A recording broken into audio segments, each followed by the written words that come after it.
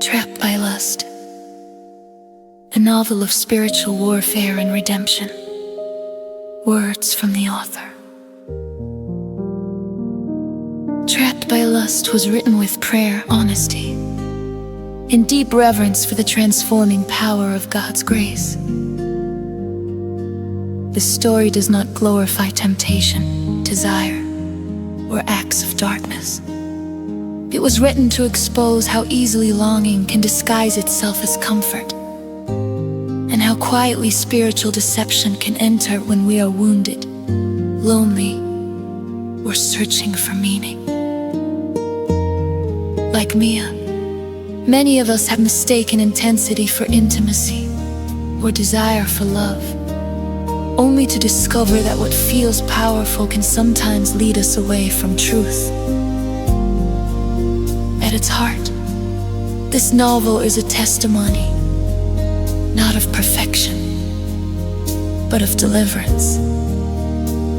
God does not shame us for struggling, He meets us in it. He does not abandon us when we are confused or tempted. He patiently calls us back to Himself, offering clarity instead of chaos, peace instead of control, and love that does not demand our surrender, but sanctifies it. Mia's journey reflects a truth I hold deeply. Freedom is not found in indulging desire, but in submitting it to God. If this story encourages even one reader to pause, pray, and choose obedience over illusion, then it has fulfilled its purpose. All glory belongs to God.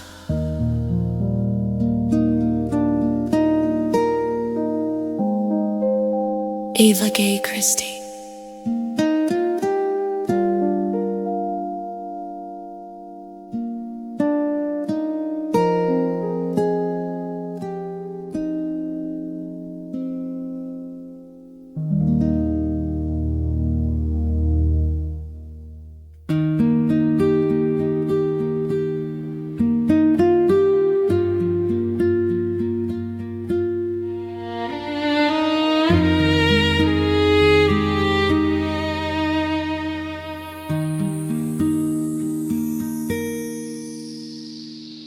The room is softly lit, bathed in the warm golden glow of flickering candlelight.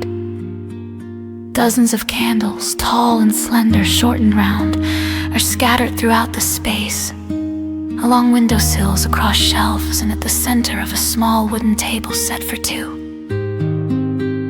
Their flames dance gently, casting shifting shadows along the walls.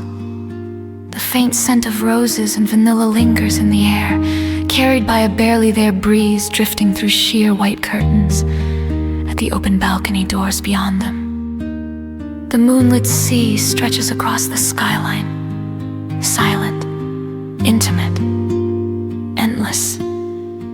Everything is perfectly arranged, as if every detail has been chosen to make this night unforgettable.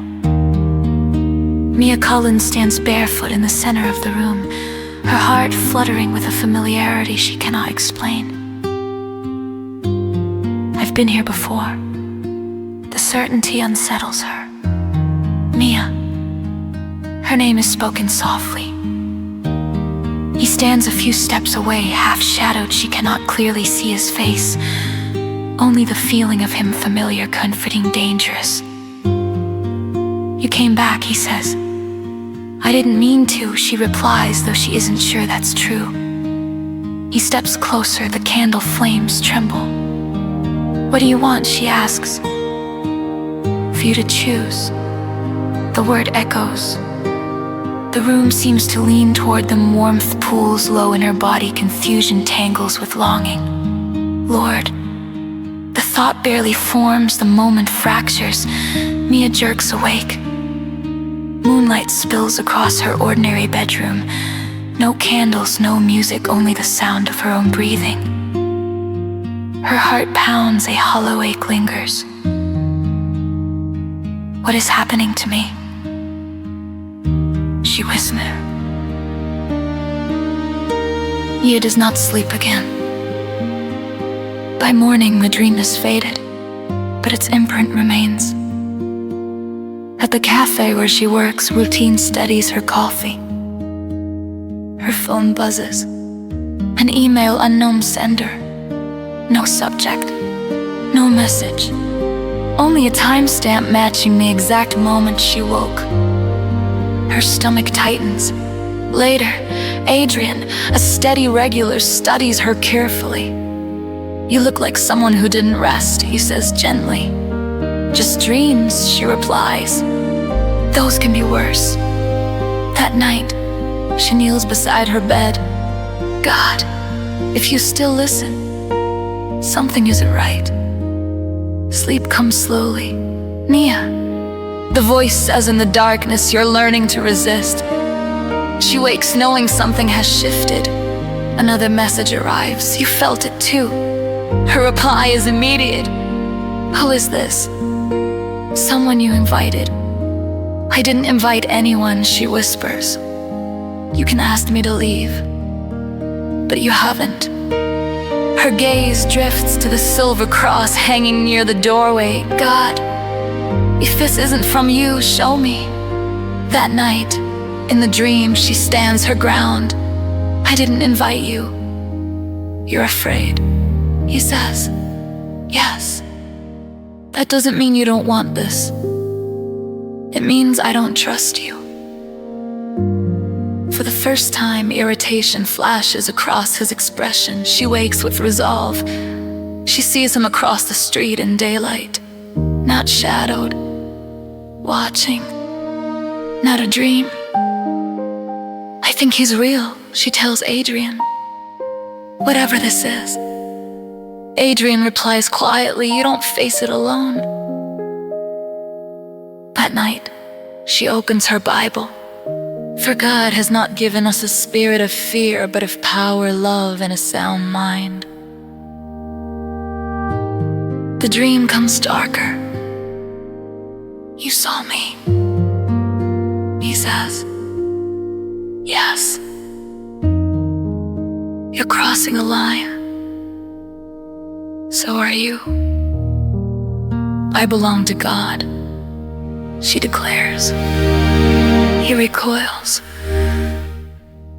The lights flicker during dinner. Unknown sender. She does not open it. "You're not welcome here," she says aloud. Pressure builds, shadows stretch. She prays.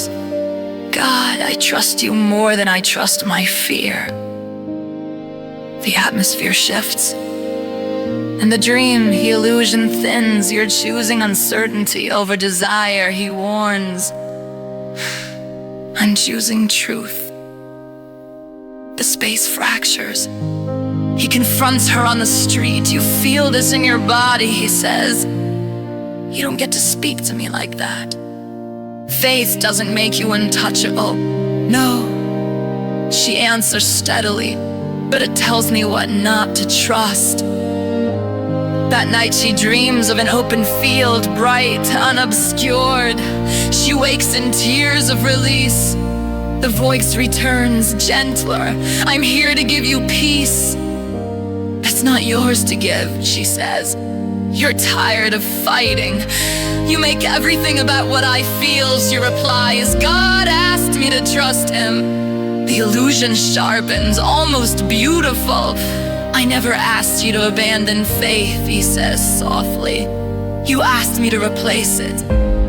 She prays aloud, "I belong to God." The darkest collapses, silence follows, real silence, not absence, but peace. Adrian sits nearby, steady and respectful.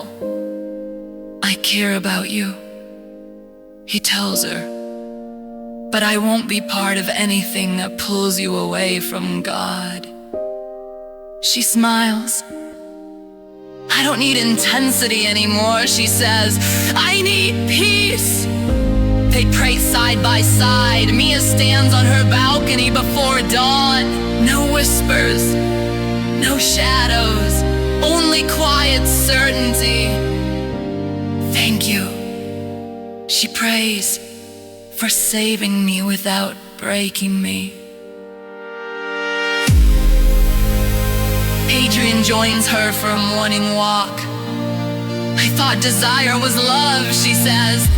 And now I know love leads you closer to God.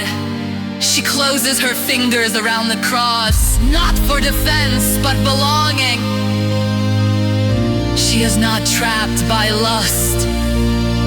She is delivered by grace. To God be the glory.